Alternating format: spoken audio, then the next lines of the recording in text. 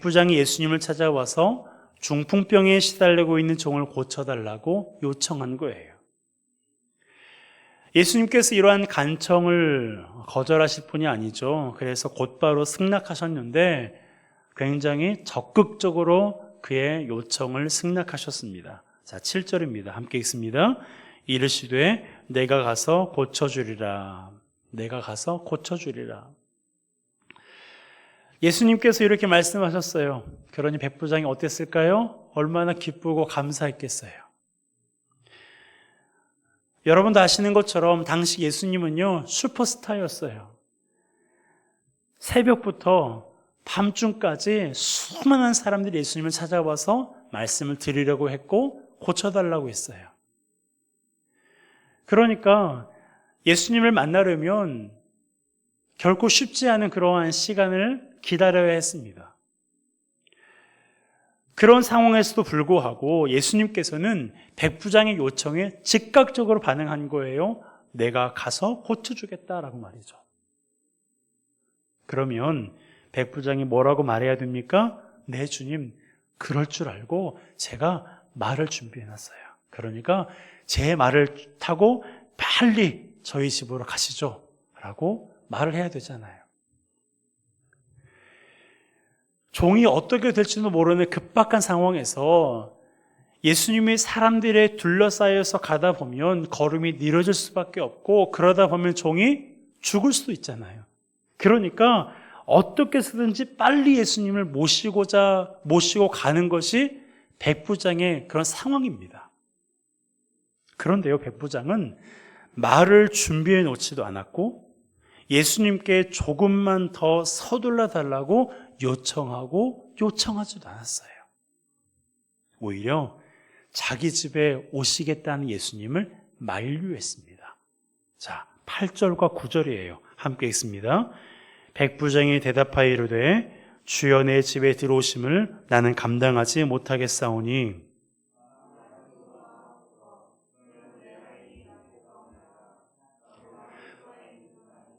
내 아래에도 군사가 있으니 이더러 가라 하면 가고 저더러 오라 하면 오고 내 종더러 이것을 하라 하면 하나이다. 자, 지금 예수님을 빨리 모셔가도 모자랄 것 같은 그러한 촉박한 상황인데 오히려 예수님을 어떻게 하고 있어요?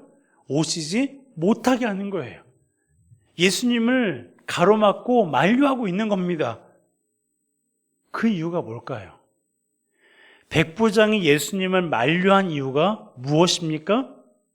예수님이 자기 집에 들어오시는 것이 그것을 감당하기가 어려워서였을까요?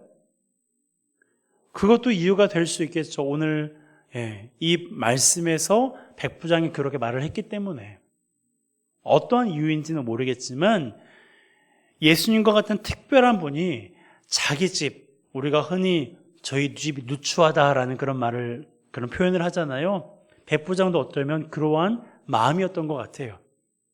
그래서 주님이 제 집에 들어오는 것을 제가 감당하기가 어렵습니다 라고 그렇게 말을 했어요. 그런데요, 우리는 그것이 예수님을 만류한 진짜 이유가 아니라는 것을 알아야 돼요. 제 집이 누추해서 제 집을 아직 청소해 놓지 않아서 제 집이 한 100평이 되지 않아서 그런 이유는 두 번째 이유일 수 있고요. 진짜 이유는 다른 게 있어요. 백부장이 예수님을 만류한 진짜 이유가 뭔지 아십니까? 바로 예수님이 말씀만 하시면 하인이 나을 거라는 믿음 때문이에요.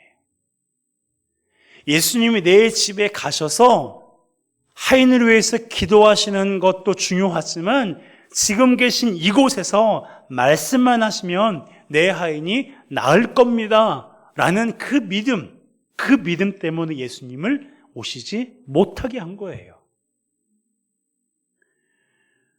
여러분, 그가 잘난 척 하려고 이렇게 말한 걸까요? 뭔가 믿음이 있는 척 해보려고 이렇게 말했을까요? 만일 그랬다면 예수님이 놀라지 않았을 거예요. 예수님은 우리의 마음의 중심을 꿰뚫어 보시는 분이거든요. 그런 분이 백부장의 이 말에 놀라셨어요. 이방인의 입에서 기가 막힌 고백이 나왔거든요. 그래서 자기를 따르는 사람들에게 이렇게 말씀하셨습니다. 10절이에요. 함께 읽습니다. 예수께서 들으시고 놀랍게 여겨 따르는 자들에게 이르시되 내가 진실로 너희에게 이르노니 이스라엘 중 아무에게서도 이만한 믿음을 보지 못하였노라. 아멘. 무슨 말이에요? 지금까지 본 사람들 중에 최고라는 겁니다.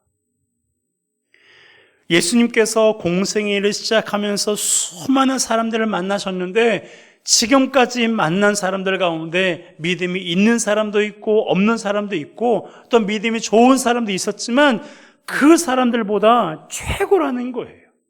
내가 이스라엘 중에서도 이만한 믿음을 만나보지 못했다라는 겁니다. 이 정도로 예수님을 감동시켰으니 이후에 어떻게 될지는 예상이 되시죠? 네, 예수님이 하인을 고쳐주셨어요. 13절에 보니까 그 즉시 하인이 나았다라고 말하고 있습니다. 예수님이 하인의 몸에 손을 얹은 것도 아니고 그를 향하여 고침받으라고 선포하신 것도 아니고 하인이 직접 예수님을 찾아가서 제 병을 고쳐달라고 간청한 것도 아닌데 그 하인의 병이 고침받았어요. 어떻게 고침받았습니까? 다만 말씀으로만 하옵소서 그러면 내 하인이 낫겠습니다 라고 말했던 백부장의 무엇 때문에요? 믿음 때문에. 백부장의 믿음 때문에 하인이 나았어요. 예수님이 가라 내 믿은 대로 될지어다 라고 말씀하셨거든요. 가라 네가 믿은 대로 될지어다 라고 백부장의 말에 예수님께서 이렇게 응대하셨어요. 여러분, 예수님께서 가라 내 믿은 대로 될지어다 라고 말씀하셨는데 백부장이 이 말을 듣고 어떻게 했을까요? 예수님이 가라고 말씀하셨으니 갔을 거예요. 네 믿은 대로 될지어다 라고 말씀하셨으니 자기가 믿은 대로 될 거라고 생각했을 겁니다. 여러분, 이것은 실제가 되었어요. 예수님이 어떤 액션을 취하신 것도 아닌데 하인이 나았습니다. 백부장이 주님의 말씀을 믿고 실천했기 때문이에요. 여러분, 주님의 말씀하신 것은 무조건 믿고 실천하셔야 돼요. 성경은 하나님께서 우리에게 하신 하나님의 말씀이거든요. 하나님은 신실하신 분이라고 우리가 알고 있잖아요. 약속하신 것을 반드시 지키시는 분이 우리 하나님이세요. 그러니까 주님이 무엇을 말씀하시든지 그 말씀은 무조건 우리가 어떻게 해야 돼요? 믿고 실천해야 돼요. 알기만 하는 것이 아니라 알고 있다면 그것을 실천해야 됩니다. 상식으로 주님의 말씀을 평가해서는 안 돼요. 세상의 지식과 경험으로 주님의 말씀을 헤아려서는 안 됩니다. 내가 처한 상황과 환경으로 주님의 말씀을 이해하려고 하면 안 돼요. 주님의 말씀은 우리의 상식과 지식과 경험과 처한 상황과 환경을 다 초월하십니다. 성경을 한번 읽어보세요. 하나님의 말씀이 초월하지 못한 것이 하나도 있는지. 여러분, 주님의 말씀이 초월하지 못한 것은 하나도 없어요. 성경 전체를 읽기가 어려우시다면 출애굽기부터 신명기까지만이라도 한번 읽어보세요. 아니, 출애굽기만이라도 읽어보세요. 그리고 사복음서 가운데 요한복음만이라도 읽어보세요. 주의 말씀이 미치지 않은 곳이 어디 있는지, 주님의 말씀이 초월하지 못한 것이 있는지 한번 직접 눈으로 확인해 보시기 바랍니다. 여러분, 주님의 말씀은 우리가 하지 못한 것을 할 수 있고, 우리가 가지 못한 것을 갈 수 있고, 우리에게 불가능한 것을 가능케 하는 능력이 있습니다. 물론 때때로 초월하지 못한 것이 있는 것처럼 생각될 때도 있어요. 그렇게 하나님 말씀을 듣고 순종해도 내 삶이 나아지지 않거든요. 하나님의 말씀으로 살려고 애씀에도 불구하고 여전히 나는 아프고, 여전히 우리 가정은 힘들고, 여전히 나의 자녀들은 나를 속상하게 하고, 내 주변에 내가 그토록 믿음으로 살고 있는데 변화되지 않는 것 같은 그런 모습들을 바라보면서 하나님의 말씀이 미치지 않은 것이 있는 것처럼, 하나님의 말씀이 초월하지 못한 것이 있는 것처럼 그렇게 생각될 때도 있어요. 그런데요, 우리는 알고 있어요. 주님의 말씀이 초월하지 못한 것이 아니라 우리로 하여금 하나님을 더욱 의지하도록 하기 위함이라는 사실입니다. 사도 바울이 그랬거든요. 사도 바울이 예수님을 만난 이후로 그는 오직 복음만 위해 살았어요. 수많은 지역을 돌아다니면서 복음을 전했고, 복음을 전한 곳곳마다 많은 사람들이 하나님을 믿기도 했지만 오히려 그 지역 사람들에게 숱한 고난을 당했어요. 우리가 복음을 전하면서 사람들에게 거절당하는 것, 그것은 기본이고요. 돌에 맞기도 하고, 배가 파산하기도 하고, 매를 맞기도 하고, 배신을 당하기도 하고, 수많은 그런 고난과 고초를 겪었어요. 그런 상황을 바울이 뭐라고 표현했는 줄 아십니까? 내가 사형 선고를 받은 것 같았다고요. 내가 마치 사형 선고를 받은 것 같았다고 표현하고 있어요. 얼마나 그가 당한 고난이 크고 심했으면 그가 그토록 표현했을까요? 하지만 그의 고백은 거기서 끝나지 않았습니다. 내가 사형 선고를 받은 것 같은 상황이었지만 오히려 주님은 그것으로 인하여서 당신을 더욱더 의지하게 하셨다라고 고백하고 있습니다. 여러분, 우리 상황도 마찬가지예요. 분명히 하나님의 말씀은 모든 것을 능가하고 하나님의 말씀의 영향은 모든 것에 영향을 미치는 것을 내가 알고 있지만 그렇지 않은 것 같은 상황이라 할지라도 하나님이 하시지 못해서가 아니라 하기 싫어서가 아니라 오히려 그 일을 통해서 우리로 하여금 하나님을 더욱더 의지하게 하시려고, 하나님을 더욱더 의지하고 사랑하게 하시려고 그러한 고난을 주셨고 아직 우리의 기도에 응답하지 않는 것뿐이에요. 그러므로 무슨 일이 있어도 말씀으로 주님과 동행하시기 바랍니다. 누가 뭐라고 해도 말씀으로 주님과 동행해야 돼요. 여러분, 백부장이 예수님께 이만한 믿음을 내가 보지 못했다라는 그러한 칭찬을 들었잖아요.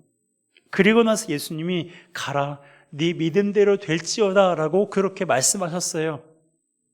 만약에 백부장이 이전에 그렇게 멋진 고백을 했음에도 불구하고 예수님께서 가라 했을 때 가지 않고 머물렀다면, 내 믿음대로 될지어다 라고 말씀하셨는데 진짜 될까? 정말로 될까? 라고 의심했다면 어떻게 됐을까요? 그래도 예수님이 그가 불쌍해서 그 하인을 낫게 해주실 수도 있으시겠지만 그건 모르는 일이잖아요. 하지만 분명한 사실은 예수님께서 가라고 말씀하셨을 때 그가 갔고, 네 믿음대로 될지어다라고 말씀하셨을 때 그것을 아멘으로 받고 그 말씀을 받고 그 말씀 붙들고 자기 집으로 돌아간 거예요. 여러분, 백부장처럼 예수님을 놀래킬 정도의 믿음이 있으면 더 좋겠지만 그렇지 않을지라도 예수님을 실망시키지 않을 정도의 믿음만 있어도 괜찮아요. 주님을 실망시키지 않는 그 방법이 무엇입니까? 주님의 말씀을 의심하지 않고 듣고 듣고 실천하는 거예요. 하나님이 나를 사랑하시니까 사랑의 메시지만 하시겠죠. 하나님은 선하신 분이니까 우리를 인도하실 때 선한 길로만 인도하시겠죠. 하나님의 이 두 가지 속성만 우리가 제대로 알아도 하나님께서 우리에게 무엇을 말씀하시든지 그 말씀을 의심하지 않고 듣고 실천할 수 있고요. 듣고 실천할 때에 주님을 실망시켜 드리지 않을 수 있는 겁니다. 여러분, 하나님과 동행하길 원하십니까? 그러면 말씀으로 주님과 동행하시기 바랍니다. 내가 하나님과 동행하길 원한다면 하나님의 말씀을 가까이 하고 하나님께서 나에게 말씀하신 것을 듣고 순종의 자리에 나가야 돼요. 말씀으로 주님과 동행하면 주님의 백부장에게 행하셨던 크고 놀라운 일을 우리도 경험하게 됩니다. 아멘이십니까?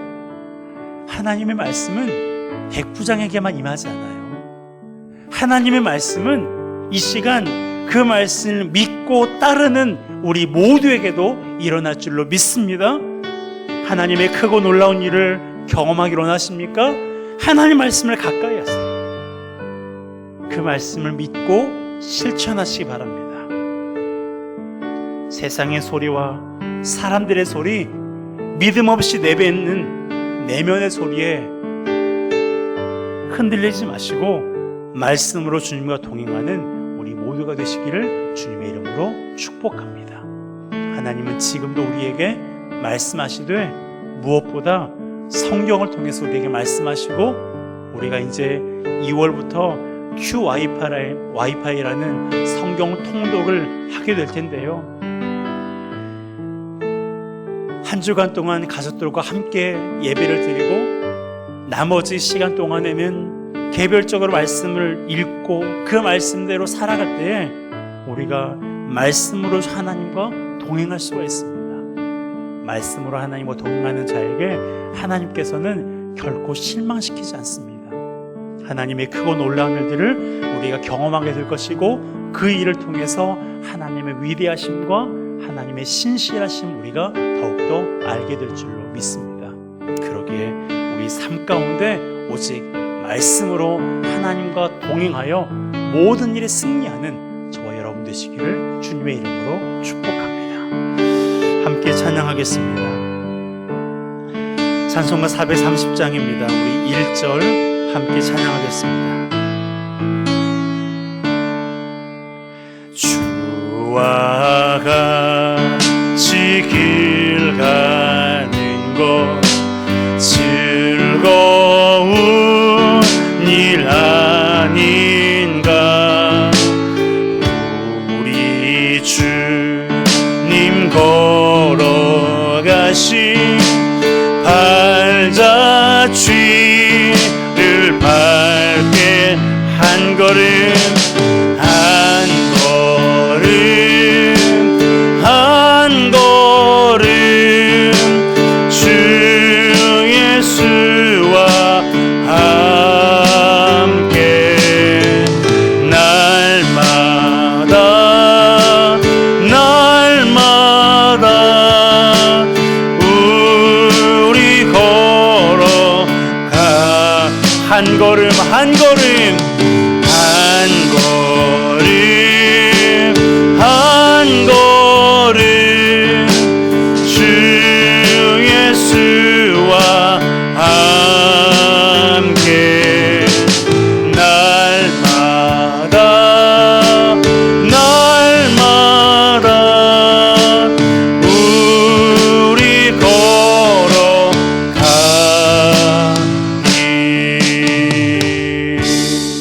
걸어가니. 이 시간 주신 말씀 마음이 새겨